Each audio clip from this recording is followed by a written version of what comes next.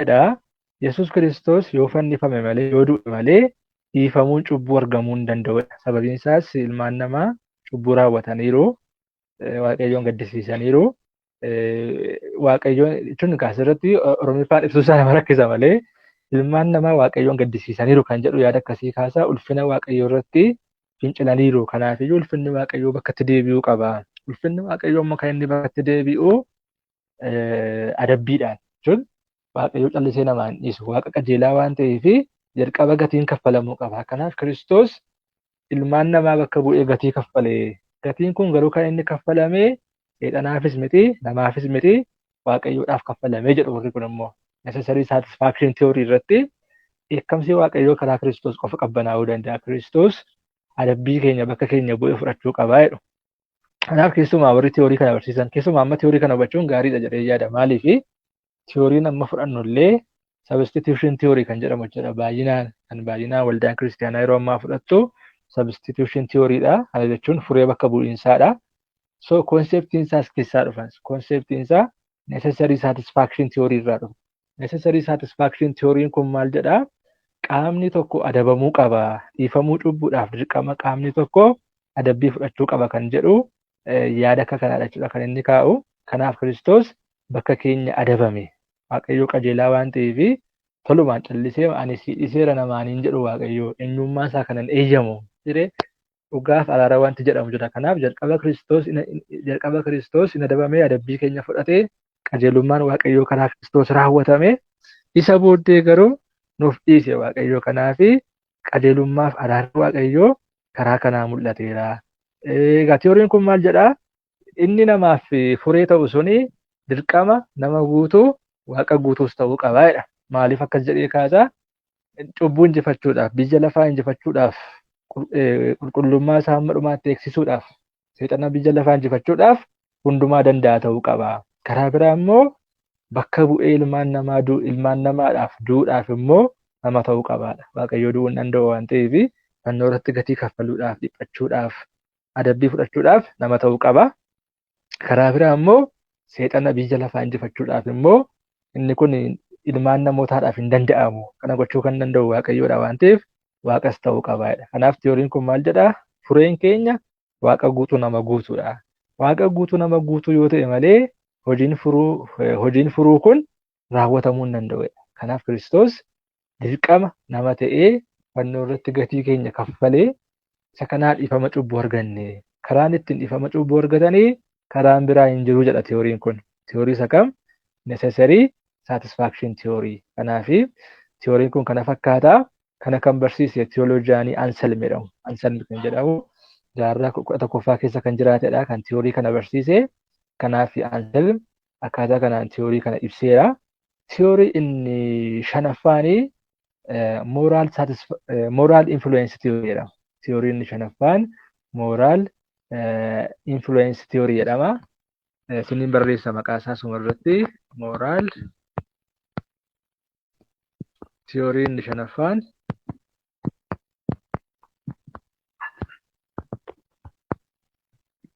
theory inni shanaffaan moral influence theory jedha. Moral influence theory jedha.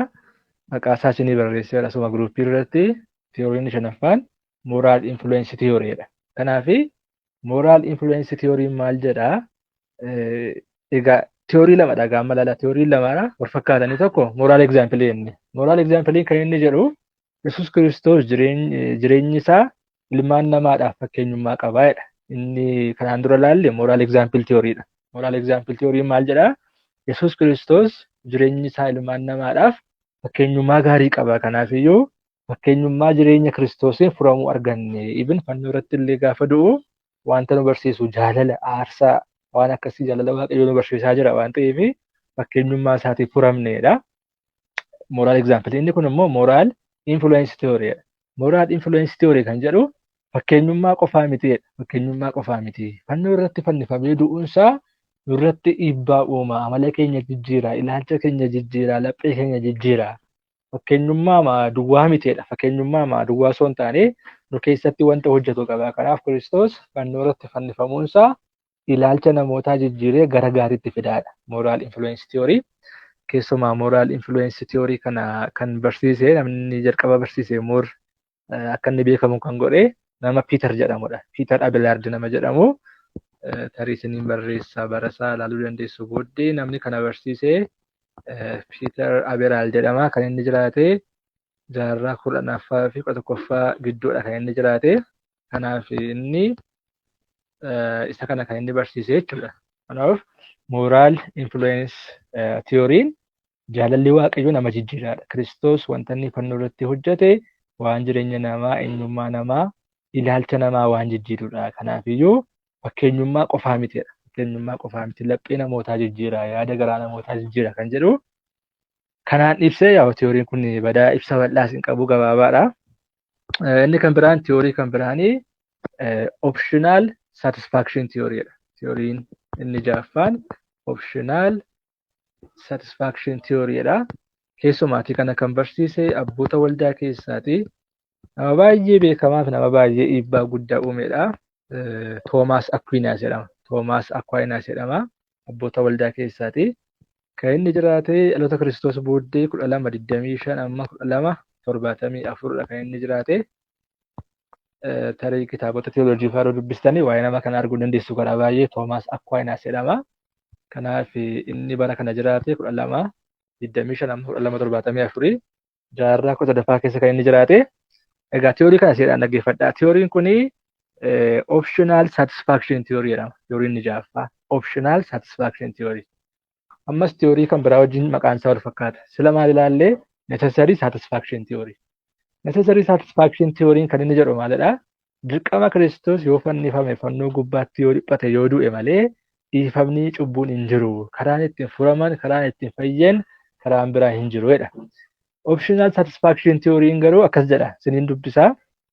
Qabxiiwwan sadan tokko qaba. Optional satisfaction theory'n qabxiin jalqabaa akkas jedha. Qabxiin jalqabaa Kiristoos fannoo irratti fannifamuu isaatiin Waaqayyoon quubsisa yookaan Waaqayyoon gammachiiseera jedha. Kiristoos fannoo irratti fannifamuun isaa bakka keenya bu'ee fannifamuun isaa Waaqayyoon gammachiiseera. Waaqayyoon garaa ciibseera. Kanaafiyyuu Kiristoos fannifamuun isaa kan dhiibbaa akkasii qabu. Kiristoos fannoo gubbaa irratti fannifamuun isaa wanta Waaqayyoon garaa ciibse akka ta'edha kan inni kaasu. Inni lammaffaan immoo akkasidha. Kiristoos utuma fannifamuudhaa baate iyyuu Waaqayyoon nuuf dhiisuu hin danda'a turedha. Kana garaagarummaan isaa. Necessary satisfaction theory wajjin garaagarummaan isaa kanadha. Kiristoos utuma fannifamuudhaa baate iyyuu Waaqayyo akkasumaan nuuf dhiisuu hin danda'a ture. Wanti isa orkuu hin jiru hin danda'a turedha. Kun qabxii lammaffaadha. Qabxii sadaffaa akkas jedha. Haa ta'uyyuummoo maleedha. Haa ta'uyyuummoo maleedha. Fannoo caalaa karaan filatamaa ta'ee karaan gaarii ta'e immoo hin jiru. Sababiin isaas fannoo irratti Waaqayyo jaalala isaa mul'iseera, araara isaa mul'iseera, aarsaa isaa mul'iseera. Kanaaf fannoo caalaa immoo karaan bareedaan, karaan sirriin ta'e hin jiru. Ifaadhaan irra deebi'a. Qabxiin jalqabaa Kiristoos bakka keenya bu'ee fannifamuunsaa Waaqayyoodhaan gammachiiseera, Waaqayyoodhaan garaa ciibseera. Inni lammaffaa immoo utuma Kiristoos fannifamuudhaa baate iyyuu Waaqayyoo nuuf dhiisuu hin danda'a ture jechuun namaaf dhiisuun amala Waaqayyoodha, eenyummaa Waaqayyoodha. Kanaaf Kiristoos fannifamuunsaa dirqama hin turredha. Inni sadaffaan garuu maal jedhaa?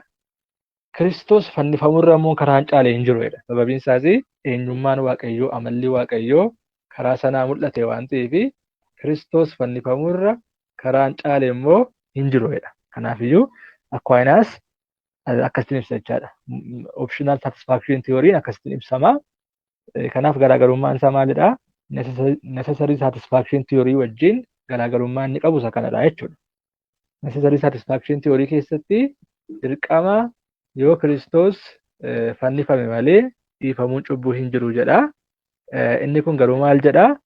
Kiristoos fannifamuunsaa dirqama hin turre garuu immoo karaa sanaa jaalalli Waaqayyoo raawwatameera. Kanaafiyyuu karaan gaariin, karaan filatamaan isa kanadha jedheetu akkasittiin dubbataa jechuudha. Kanaaf Waaqayyo yoo namaa dhiisuu barbaade eenyuyyuu isa orkuu hin danda'u. Garuu Waaqayyo karaa inni barbaade garuu karaa Kiristoos kanaadha. Jaalalli Waaqayyoo isa kanaan mul'ate, fedhiin Waaqayyoo isa kanaan fiixaan ba'e jedheetu akkasittiin ibsaa jechuudha.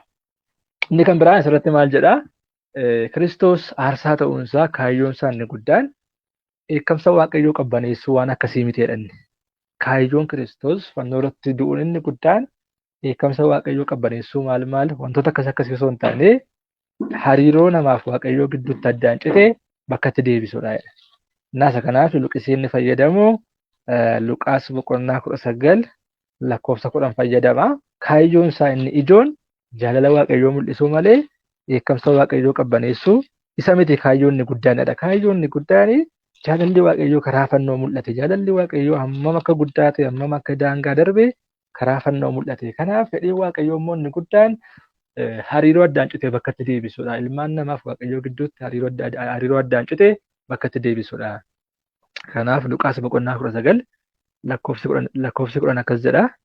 Ilmi namaa isa bade barbaaduudhaaf fayyisuudhaafis dhufeeraadha. Ilmi namaa isa bade barbaaduudhaaf fayyisuudhaafis dhufeeraadha. Kanaafiyyuu kaayyoon Kiristoos fannoo gubbaatti fannifamuun inni guddaan eekkamsa Waaqayyoo qabbaneessuu miti. Isa caalaa iyyuu hariiroo namaaf Waaqayyoo gidduutti gargar citee bakka itti deebisuudha jedha jechuudha. Kanaaf tiyooriin ja'affaan isa kana fakkaata. Kana kan barsiise Toomaas Akwaayinaasidha. Inni kan biraan tiyoorii torbaffaadha. Tiyoorii torbaffaan har'a waldaa keessatti baay'ee beekamaa fi iddoo guddaa kan qabu. Tiyooriin torbaffaan har'a waldaa keessatti iddoo guddaa kan qabu tiyoorii Joon Kalviin. Joon Kalviin haaressitoota waldaa kiristaanaa keessaa nama tokkodha. Keessumaa Luuter booddee jechuudha. Maartin Luuter booddee biyya Swiizerlaand Jenevaatti jechuudha. Joon Kalviin biyya Swiizerlaand Jenevaatti nama haaromsa gaggeessadha. Dhaloonni isaa garuu nama biyya Faransaayidha. Kanaaf Joon Kalviin wanta inni jedhu immoo ilaallaa tiyooriin ja'affaan tiyoorii torbaffaan substitution theory jedhama.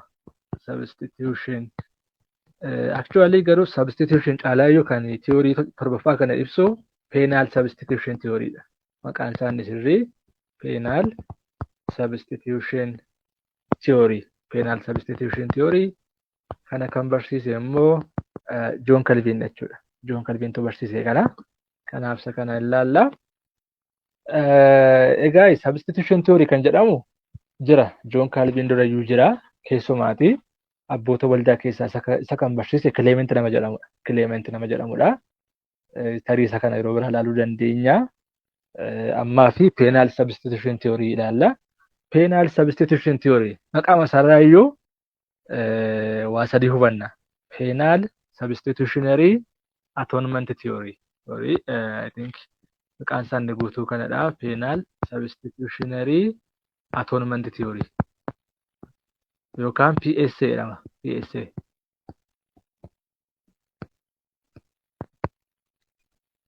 Penal substitutionary atonement theory jedhama. Penal substitutionary atonement theory. Maqaa isaa keessaa iyyuu waa sadii hubanna. Maqaa isaa keessaa. Inni jalqabaa penaalidha. Penal jechuun adabbii jechuudha. Inni jalqabaa penal adabbii jechuudha. Inni lammaffaa substitution jechuun bakka bu'iinsa jechaadha. Inni sadaffaan atonement jechuun furamuu jechaadha. Kanaaf Joon Kalviin as keessatti qabxii ijoo ta'an sadii waan akkasii kaaseera. Penal substitutionary atonement. Inni jalqabaani Kiristoos bakka keenya adabameera. Kiristoos bakka keenya bu'ee adabbii keenya fudhateera. Kanaaf penal substitution theory keessatti penalty yookaan adabbii kan jedhamu iddoo guddaa qaba. Keessanii penal substitutionary theory keessatti adabbii jechuudha iddoo guddaa qaba. Isa kanaaf Luqisii yookaan kutaa macaafaa keessaati. Kutaan macaafaa Joon Kalviin fayyadamu jira. Keessumaatti kutaan macaafaa inni ijoon Isaayyaas 53. Isaayyaas 53. Isaayyaas 53 kan inni fayyadamu. Inni qajeelaan suni bakka cubbamootaa bu'ee adabameera kan jedhu. Inni qajeelaan sun bakka cubbamootaa bu'ee adabameera kan jedhamu. Egaa tiyooriin kun baay'ee waldaa keessatti iddoo guddaa qaba. Dhugaa dubbachuudhaaf waan tokko dubbisaa ilaalla. Isaayyaas 53. Yeroo tokko baatee rakkoo guyyaa biraatti deebina waan ta'eef. Egaa Isaayyaas 53 raajummaa waa'ee Kiristoosidha. Isaayyaas 53 raajummaa waa'ee Kiristoos. Messianic prophecy jedhama jechuun waa'ee Masiihichaa raajummaa dubbatamedha. Yeroo baay'ee rakkoon Yihuudootaa maal akka ta'e beektu Yihuudoonni kan isaan irratti xiyyeeffannaa guddaa godhanii raajummaa waa'ee Kiristoos dubbatame keessaa kan isaan iddoo guddaatti kennanii akka inni mootii ta'uu, akka inni Oromoota siqqee sibiilaatiin tumee yookaan olaantummaa isaa agarsiisee bulchuu, akka inni ulfina guddaa isaa mul'isu isa kana kan isaan iddoo guddaatti laatan. Akkuma kanaa gaaffiin Yihuudootaa gaaffii mootummaadhaa, gaaffii Israa'el deebitee ijaaramuudha. Kanaaf iyyuu kan Yihuudoonni xiyyeeffannaa guddaatti laatan isa kanadha jechuudha. Macaafni garuu gaafa waa'ee Kiristoos dubbatu, macaafni kakuu moofaa gaafa waa'ee Kiristoos dubbatu kan inni dubbatu akka inni mo'u duwwaa osoo hin taane akka inni dhiphatu, akka inni gatii kaffalu, akka inni du'u. Isa kanaaf Isaayyaas 53 baay'ee mana ajaa'iba. Egaa Kiristoos akka inni simboo hin qabne dubbata. Isa nuyi dhageenye eenyutu amanedha. Dirreen Waaqayyoos eenyutti mul'ate. Inni akka biqiltuu mukaatti goofticha duratti ol hin ba'a. Akka hidda mukaa isa lafa gogaa keessaa ba'us hin ta'a. Simboo fi surraa waan hin qabneef nu isa laaluu iyyuu hin jaallanne. Miidhagummaa waan hin qabneefis nu hin mararreedha. Kanaaf Isaayyaas 53 lakkoofsa 1-2 kaastanii gaafa dubbistan wanta baay'ee argitu. Akka biqiltuu mukaattidha. Akka biqiltuu mukaatti goofticha duraa ol hin baa'edha. Akka hidda muka isa lafa gogaa keessaa ba'us hin taa'edha. Akka hidda mukaa isa lafa gogaa keessaa ba'us hin taa'edha. Keessumaa kutaan kun maaltu na ajaa'iba? Yesuus Kiristoosiin akkamitti ibse akka hidda mukaa lafa gogaa keessaa ba'uu ta'edha. Kana jechuun keessumaati dhaloonni Kiristoos gaafa laallu Kiristoos kan inni dhalate abbaa malee akka ta'e Kiristoos akka inni abbaa foonii hin qabne beekna. Kanaafiyyuu durba kan taateerraadha. Yookaan dhiira kan hin beekne Maariyaam irraa. Kanaaf kan inni dhufe illee akka hidda muka lafa gogaa keessaadha.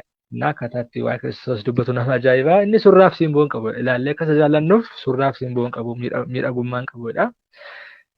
Namoonni isa tuffatanii irraa goranii. Inni nama dhiphinneef muddamni itti baay'ate ture.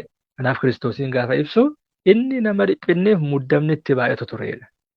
Isaayyaasiin kan na ajaa'ibu akka waan Kiristoosiin deemee argeetti dubbata jechuudha. Akka waan Kiristoosiin deemee qaamaan argeetti inni nama akkasii ture beela. Garuu Kiristoos ganaa waggaa meeqa booddee dhufa? Waggaa 700 booddee dhufa. Inni garuu akka waan Kiristoosiin qaamaan beekutti taasisaa. Kanaaf nama dhiphinneef muddamni itti baay'atee turedha. Inni akka nama tuffatanii achi ilaalanii bira darbanii hin ta'edha. Kanaaf Kiristoos simboon qabu, surraa qabu, miidhagummaan qabu kan namni ilaalee bira darbu nama akkasii ture dubbata. Lakkoofsa 4 akkasidha. Isaayyaas 53 lakkoofsa 4 akkasidha. Inni garuu dhugumaan dhiphina keenya ofirra kaa'e. Ilaaltanii kan inni dhiphate dhiphina ofiisaa miti.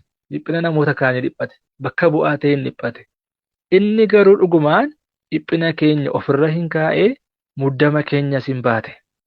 Nuyi garuu akka waan Waaqayyoo dhahicha isatti fideetti akka waan inni sarkutee gadi isa deebiseettis hin lakkoofnedha. Baay'ee ajaa'iba. Inni garuu dhiphina iyyuu baate dhiphina keenya ofirra kaa'edha. Dhiphina keenya ofirra kaa'e. Muudama keenyas hin baate. Nuyi garuu akka waan Waaqayyoo dhahicha isatti fideetti hin lakkoofne, akka waan Waaqayyoo gaddeebi'aa isa godhetti lakkoofnedha. Kanaafiyyuu Kiristoos balleessaa isaa malee balleessaa keenyaaf dhiphate. Lakkoofsa 5 irraa immoo akkasidha. Inni garuu balleessaa keenyaaf waraaname. Sababii yakka keenyaaf reebamee hin caccabsame. Nuyi nagaa akka argannuuf inni hin adabame. Madaa'uu isaatiinis fayyinni nuuf hin argamedha. Akkam liqidha kutaan kun baay'ee nama eebbisanna. Maal jedhaa? Inni dhugumaan dhiphina keenya fuudhee ofirra kaa'ee dhiphina keenya baatee muddama keenya baatee akka waan Waaqayyoo isaa bareetti lakkoofne akka waan dhahichi Waaqayyoo irra jirutti lakkoofne. Inni garuu balleessaa keenyaaf waraaname. Kanaaf waraanamuun Kiristoos balleessaa keenya. Naannoo Ingiliffisaan baay'ee he was pierced for our transgression jedha. Yakka keenyaaf irra darbaa keenyaaf inni waraaname. Ofiisaa yakka irraa hubanne, ofiisaa qajeelaa, ofiisaa qulqulluudha. Garuu waa'ee keenyaaf jedheetu waraanamedha. Sababii yakka keenyaafis reebamee hin caccabsamedha. Kanaaf reebamuun Kiristoos garafamuunsaa, caccabsamuunsaa, madaa'uunsaa yakka keenyaaf malee yakka ofiisaaf miti. Nuyi nagaa akka argannuuf inni adabamedha. Ilaaltanii Waaqayyoo wajjin nagaa argamsiisuudhaaf. Keessumaa isa kana Efesoon 2 seeraan ka'a. Ilmaan namaa Waaqayyoo wajjin diinummaa keessa galan inni jalqaba. Karaa hafuuraa du'oo ta'an. Inni lammaffaa immoo Oromoonni fi Yihuudoonni iyyuu walii isaanii iyyuu nagaa dhabani. Wal jibbani Oromoonni fi Yihuudoonni. Saba Waaqayyoof saba Waaqayyoo hin ta'in waliin jedhan. Kiristoos garuu lamaan isaanii gidduutti nagaa buuse. Ormaa fi Yihudii walitti deebisee namaaf Waaqayyoo walitti deebise. Namni dheekkamsa Waaqayyoo jala galee kan ture karaa Kiristoos dheekkamsa Waaqayyoo jalaa ba'e. Kanaafiyyuu nuyi nagaa akka argannuuf eenyu wajjin? Waaqayyoo wajjin. Akkasumas immoo Oromoonnii fi Yihuudoonni akka isaan qaama tokko ta'aniif Kiristoos maal godhee nu fayyise. Madaa'uu isaatiin fayyinni nuuf hin argamedha. Baay'ee nama ajaa'iba! Lakkoofsa 6 kaastanii yoo itti fufinsaan dubbistanii tariikotaatti aanutti irra deebinee iyyuu baay'ee keessa gallee haasa'uu dandeenya. Kanaaf nuti hundumti keenya karaa irraa gorree akka hoolotaa bannee turre. Garuu karaa Kiristoos karaatti deebineerra. Kiristoos maal ta'uu isaatiin? Dhiphachuu isaatiin. Kanaaf tiyooriin kun waan inni kaasu waan kanadha jechuun adabamuu Kiristoos. Adabbiin isaa garuu ofiisaa balleessee miti. Balleessaa keenyatti nuuf jedhee adabame Kiristoos. Nuuf jedhee reebame, nuuf jedhee miidhame. Kanaaf reebamuun Kiristoos, adabamuun Kiristoos balleessaa keenyaafidha. Inni lammaffaan substitution kan jedhu yookaan bakka bu'iinsadha.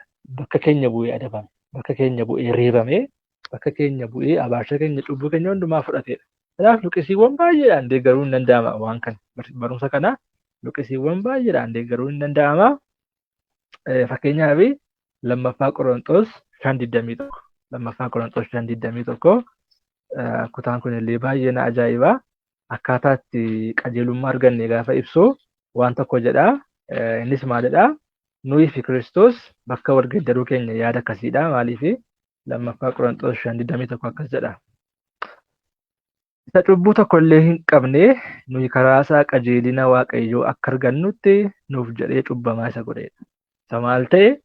Isa cubbuu tokko illee hin qabnedha. Isa cubbuu tokko illee hin beekne Waaqayyoo isaan waa'ee keenyaaf maal isa godhee? Cubbamaa isa godhee. Egaa Oromoonni durii kun cubbamaa jedhee hiikaa. Maxaafonni baay'een garuu cubbuu jedhu. Kiristoosii Waaqayyoo cubbuu isa godhe. Kiristoosiin cubbuu isa godhe. እግዚአብሔር Kiristoosin ኃጢአት አደረገው waa'ee keenyaaf. Nuyi immoo karaa isaa maal taane? Qajeelummaa Waaqayyoo taane. Kanaaf bakka wal jijjiiru. Kiristoos otoo cubbuu hin godhin waa'ee keenyaaf maal ta'e? Cubbuu ta'e waa'ee keenyaaf. Nuti immoo waan qajeelaa hin raawwatiin karaa Kiristoos maal taane? Qajeelaa taane. Kanaaf qajeelummaan karaa amantii argaman inni jedhamu kana fakkaata jechuudha. Keessumaatii areessitoonni waldaa kiristiyaanaa Maartiin Luuter fa'aa kan isaan barsiisan justification by faith jedhamu jechaadha. Justification by faith yookaan sola fide. Namni amantii qofaadhaan qajeelummaa argata hojiidhaan miti jechuun. Egaa waa'een hojii waa biraadha. Iddootti hojiin barbaachisu hin jiraata jireenya kiristiyaanaa keessatti. Yaaqoobiin kaasa ergaa Yaaqoob irratti garuu hojiin kan barbaachisu edda qajeelummaa arganne edda fayyine booddeedha malee fayyuudhaafis miti jechaadha. At least lammaffaa dhalachuudhaaf mucaa Waaqayyoo ta'uudhaaf miti kan hojiin barbaachisu. Edda ijoollee Waaqayyoo taane garuu edda eenyummaa keenya jedhame hojiin gaarii hin barbaachisaa. Kanaaf qajeelummaan karaa amantii qofa argaman ni jedhamu. Hojii Kiristoos fannoo gubbaatti raawwate wajjin wal qabataa. Kiristoos furee bakka bu'aa waan ta'eef bakka keenya adabamee furamuu dhiifamuu cubbuus waan nuuf argamsiiseefidha. Kanaaf substitution theory kana fakkaata. Asirratti yaadi yoo jiraate har'aa fi sa'aatii keenyatti fidhaa. Theory'n guddaanis kanadha. Substitution theory'dha. Kana booddee kan nu hafe theory lama qofaadha. Governmental theory fi mystical theory kan jedhaman. Isaan sun immoo gaggabaaboodha madaama. Irratti haasa'uu nun gaafatu. Garuu substitution theory kana guyyaa tokko irra deebinee bilcheessinee haasa'uu dandeenya. Kanaaf ammaa fi